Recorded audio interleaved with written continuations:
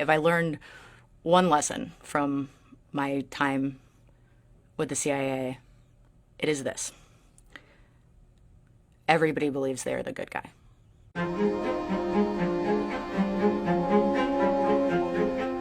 I was an officer with the CIA clandestine service and worked undercover on counterterrorism and intelligence all around the world for almost 10 years.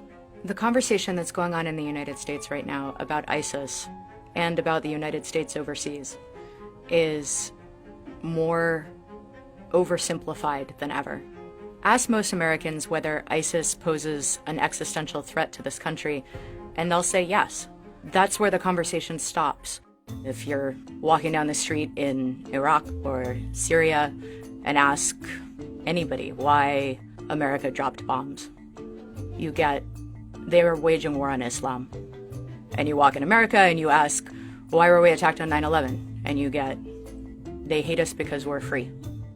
Those are stories manufactured by a really small number of people on both sides who amass a great deal of power and wealth by convincing the rest of us to keep killing each other. I think the question we need to be asking as Americans examining our foreign policy is whether or not we're pouring kerosene on a candle. The only real way to disarm your enemy is to listen to them. If you hear them out, if you're brave enough to really listen to their story, you can see that more often than not, you might have made some of the same choices if you'd lived their life instead of yours. An Al-Qaeda fighter made a point once during a debriefing. He said all these movies that America makes, like Independence Day and Hunger Games and Star Wars, they're all about a small, scrappy band of rebels who will do anything in their power with the limited resources available to them to expel an outside, technologically advanced invader. And what you don't realize, he said, is that to us, to the rest of the world, you are the Empire, and we are Luke and Han. You are the aliens, and we are Will Smith.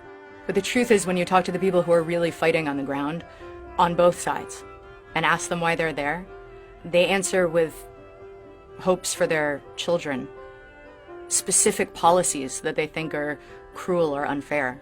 And while it may be easier to dismiss your enemy as evil, hearing them out on policy concerns is actually an amazing thing, because as long as your enemy is a subhuman psychopath that's going to attack you no matter what you do, this never ends.